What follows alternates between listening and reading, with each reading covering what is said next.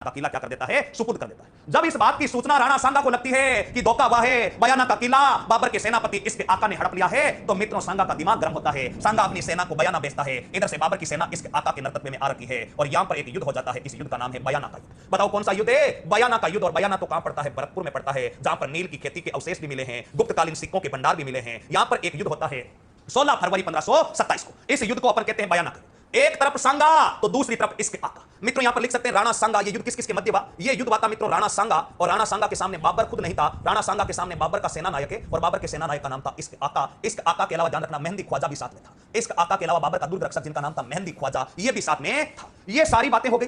राणा सांगा आता और मित्रों इस दुर्ग की घेराबंदी करके बाबर के सैनिकों को इतने बुरी तरीके से मारता है, इतनी बुरी तरीके से पिटाई करता है, जिस प्रकार पहले सरकारी स्कूल में पीटीआई करते थे, उसी प्रकार राणा सांगा जो है बाबर के सैनिकों की भयंकर पिटाई करता है और इस बयाना के युद्ध को जीत लेता है। यानी बयाना का किला वापस विजेता कौन हो गया है? राणा सांगा हो गया। अरे भाई वीरेंद्र सहवाग के सामने कोई टिकेगा क्या? नहीं टिकेगा। बाबर के सैनिकों को बुरी तरीके से मार मार करके नॉन स्टॉप दिल्ली तक छोड़कर आता है सांगा। बाबर बयाना के युद्ध में विजेता हो जाता है।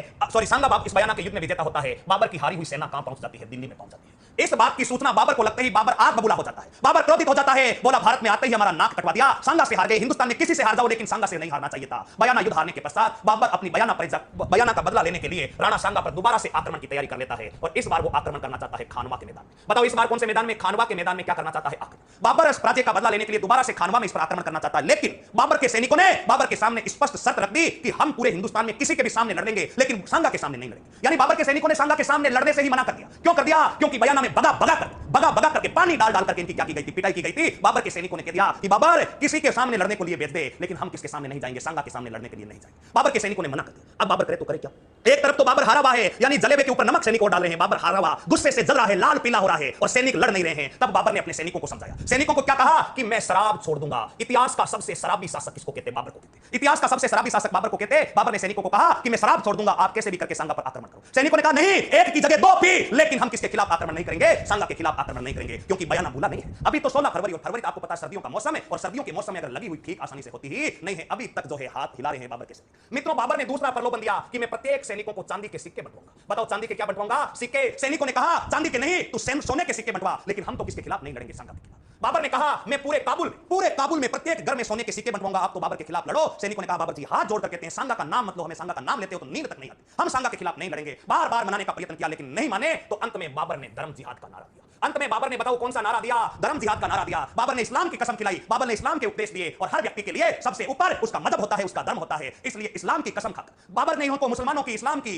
कसम खिलाई, कुरान की कसम खिलाई, तब जाकर के धर्म में बंद करके बाबर के सैनिक सांगा के साथ लड़ने को बताओ क्या हो जाते हैं? तैयार हो जाते हैं। अब बाबर की सेना सांगा के साथ लड़ने को तैयार है। बाबर की सेना सांगा के ऊपर आक्रमण कहां पर करेगी? खानवा के युद्ध में, और यह घटनाक्रम होगा 17 मार्च 1527 ईस्वी को। यह खानवा तो वर्तमान में बताओ कहां पर पड़ता है? रूपवास तहसील, और रूपवास तहसील तो जिला बताओ कौन से पुर में पड़ती है? भरतपुर में पड़ती है। अब एक तरफ से बाबर आया है, बाबर ने धर्म जिहाद का नारा दिया है, तो इधर राणा सांगा ने भी धर्म जिहाद का नारा दे दिया। अब यह युद्ध बाबर सांगा का युद्ध नहीं रहकर यह धार्मिक जिहाद का युद्ध हो गया था। एक तरफ हिंदू की अस्तित्वता का सवाल था, तो दूसरी तरफ मुगल अस्तित्व का सवाल था। दोनों तरफ, एक तरफ हिंदू शासक तो दूसरी तरफ मुस्लिम शासक। देखना सांगा का साथ देने के लिए बीकानेर से अपने कल्याण बनाता है जेतसी का पुत्र, इसके अलावा आमेर से पृथ्वीराज कच्छा मेके की योजना बनाई। और युद्ध की योजना क्या थी? युद्ध की योजना क्या थी? सांगा ने सभी सैनिकों को कहा देखो भाई स्पिनर गेंदबाज मेरे से नहीं खेले जाएंगे, फास्ट पर कोई भी आ गया तो मैं इनको छोड़ने वाला नहीं। यानी सांगा ने कहा कि आप सभी राजा मिलकर के एक काम कर दो, इस तोप को, क्योंकि सांगा को पता है बाबर आएगा, और बाबर आएगा तो अपने साथ क्या लेकर आएगा? तोप लेकर आएगा, और सांगा के पास उस समय तोप थी नहीं। अब क्या किया जाए? सांगा ने कहा कि आपको सिर्फ एक काम कर दो, बाकी सब मिलकर के इस तोप को मत चलने देना, तोप की दिशा बदल देना, तोप का मुख अपनी राजपूत सेना की तरफ नहीं रहना चाहिए। अगर आपने तोप का मुख बदल दिया तो बाकी तो मैं आधी रात को भी इस बाबर को क्या कर दूंगा? धूल चटा दूंगा, क्योंकि सांगा तो अब तक ना जाने कितनों को धूल चटा चुका था। सांगा के जब बाले का वार होता था दोस्तों, एक एक साथ 11-11 आदमी मारे जाते। इतना करारा शासक, मेवाड़ की आन बान शान कहलाने वाला शासक राणा सांगा ने कहा सिर्फ और सिर्फ तोप के ऊपर अपना ध्यान केंद्रित कर लो, बाकी बाबर के सैनिकों को तो मैं आधी रात में पराजित कर दूंगा। युद्ध की पूरी योजना बन चुकी थी, आधे शासक तोप की दिशा बदलने वाले थे, लेकिन पता नहीं खुदा को क्या मंजूर था,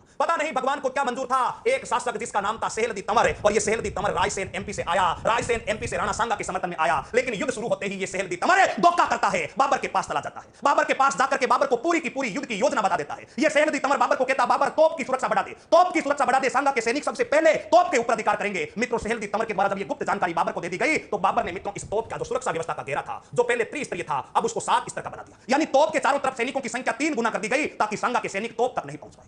दूसरी बात, बाबर ने इस युद्ध में तुलगामा युद्ध पद्धति अपनाई। बाबर ने इस युद्ध में कौन सी युद्ध पद्धति अपनाई थी? तुलगामा युद्ध पद्धति। तुलगामा युद्ध पद्धति क्या होती है? मान लीजिए बाबर के पास 80,000 सैनिक है, तो बाबर 60,000 सैनिकों को ही मैदान में लड़ने के लिए भेजेगा, बाकी 20,000 सैनिकों को पूरे दिन आराम करवाएगा, रिजर्व में रखेगा। जब युद्ध आगे बढ़ेगा, समय बीतेगा, सायंकालीन समय होने वाला होगा, दोनों सेनाएं पूरे दिन से युद्ध लड़ते लड़ते थक चुकी होगी, तब ये पूरे दिन से आराम कर रहे सैनिक युद्ध भूमि में एंट्री मारेंगे और पूरे दिन के रिप्रेस सैनिक थके हुए सैनिकों के ऊपर भारी पड़ेंगे। युद्ध की ऐसी नीति बताओ कौन सी पद्धति कहलाती है? तुलगामा पद्धति कहलाती है। मित्रों, युद्ध शुरू हुआ, सांगा के सैनिक युद्ध की योजना के तहत इधर जाते हैं तोप की तरफ, लेकिन तोप की सुरक्षा व्यवस्था चाक चौबंद है। सांगा के सैनिक तोप खाने पर अधिकार नहीं कर पाते। इतने ही समय में इधर बाबर के तोपची मुस्तफा अली के द्वारा इस तोप खाने से गोला दाग दिया जाता है। एक के बाद एक तोप खाने से गोले दागे जाते हैं। इस तोप की गर्जना इतनी जोर की थी कि राणा सांगा की सेना में शामिल हाथी और घोड़े तोप की गर्जना सुनकर के कान बेरे हो जाते हैं, पागल हो जाते हैं। क्योंकि राजस्थान के जो वीर पशु थे, जो युद्धों में लड़ते थे, उन्होंने पहले कभी इतनी जोर की तोप की गर्जना सुनी नहीं थी। आज पहली बार बाबर की तोप की गर्जना सुनकर के हाथी और घोड़े पागल हो जाते हैं। सांगा के ही हाथी और घोड़े आपस में ही लड़ने लग जाते हैं। जैसे जैसे शाम होती है, लंच टाइम तक, टी टाइम तक तो राजपूत सेना हावी थी, लेकिन अंत में सायंकालीन समय में ये 20,000 सैनिक जो रिजर्व में बैठे थे, ये भी मैदान में उतर जाते हैं। थकी हुई राजपूत सेना के ऊपर ये भारी पड़ते हैं और मित्रों, राणा सांगा भी लड़ता हुआ घायल हो जाता है। राणा सांगा भी लड़ता हुआ घायल हो जाता है। जब राणा सांगा घायल हो गया तो जाला अज्जा ने राणा सांगा का राज मुकुट धारण करके राणा सांगा को युद्ध भूमि से बाहर कर दिया। मित्रों, इस दृश्य को जब राजपूत सैनिकों ने देखा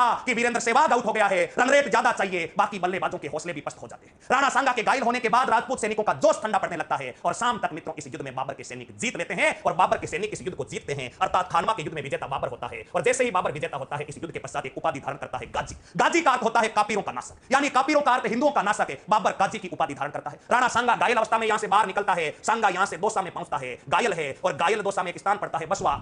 बसवा में राणा सांगा को थोड़ा सा होश आता है तो सांगा ने अपने साथियों से पूछा कि अपन कहां है, अपने सैनिक कहां है। इस साथियों ने समझाया अपन युद्ध हार चुके हैं, बाबर जीत चुका है। मित्रों, ऐसा कहते हैं कि सांगा इतना घायल होने के बावजूद 8-10 सैनिक जिन्होंने इनको पकड़ रखा था उनको जोर से फेंकता है और वहां पर अपना भाला रोक देता है। भाला रोक करके कहता है कि जब तक मैं बाबर को पराजित नहीं कर देता, मेवाड़ की पावन धरती पर कदम नहीं रखूंगा। आज भी जिस स्थान पर राणा सांगा ने गुस्से में अपना भाला रोका था, वहां पर सांगा का चबूतरा स्थित है। हालांकि राणा सांगा की छतरी मांडलगढ़ भीलवाड़ा में बनी हुई है, लेकिन बसवा दौसा में राणा सांगा का चबूतरा बना हुआ है। यहां पर होश आ जाता है। राणा सांगा ने कहा कि जब तक बाबर को पराजित नहीं कर देता, जब तक बाबर पराजित नहीं कर देता, तब तक मैं मेवाड़ की पवित्र धरती पर कदम नहीं रखूंगा। सांगा ने अपने साथियों से पूछा, बताओ बाबर कहां है, बाबर कहां है। तो साथियों ने पूछा कि बाबर को खानवा युद्ध जीतने के पश्चात चंदेरी गुजरात चला गया है। और चंदेरी स्थान पड़ता है गुजरात में, सॉरी चंदेरी स्थान पड़ता है मध्य प्रदेश में। चंदेरी का उस समय जो राजा था उसका नाम था मेदिनी राय। साथियों ने बताया कि बाबर तो चंदेरी के मेदिनी राय पर आक्रमण करने के लिए चला गया है। मित्रों, जैसे ही बाबर को सांगा को इस बात की पता लगती है, सांगा मित्रों अपने साथियों को कहते हैं कि अपनी सेना तैयार करो, अपना फर्ज बनता है। खानवा युद्ध में चंदेरी राय ने अपना सहयोग किया है, तो अब बाबर ने उस पर आक्रमण किया है, तो अपना भी फर्ज बनता है कि अपने को चंदेरी की शासक की रक्षा करनी। बाबर अपने साथियों से अपनी सेना तैयार करने को कहते हैं, लेकिन साथी बाबर को समझाते हैं, अरे बाबर जी, साथी जो है सांगा को समझाते हैं, साथी सांगा को समझाते हैं कि सांगा जी अपनी सेना मारी जा चुकी है, मेवाड़ की सेना इस समय युद्ध लड़ने की स्थिति में नहीं है। लेकिन जो वीर होते हैं वो स्थितियों को नहीं देखते, वीर कभी हालातों के गुलाम नहीं होते। जो वीर पुरुष होते हैं वो हालातों के गुलाम नहीं होते, बल्कि हालातों को गुलाम बनाते हैं। सांगा ने अपने साथियों को कहा, जो कुछ भी बचा कुचा है उन सैनिकों को जल्दी से बुलाओ, अपने को चंदेरी चलना है, मेदिनी राय का सहयोग करना है और बाबर को हराना है। मित्रों, सांगा के साथियों ने सोचा सांगा की ये जिद मेवाड़ के इतिहास को, मेवाड़ की राज व्यवस्था को चौपट कर देगी। इस कारण सांगा को रास्ते में मित्रों कालपी स्थान पड़ता है। इस कालपी एमपी में बताओ क्या दे दिया जाता है? जहर दे दिया जाता है।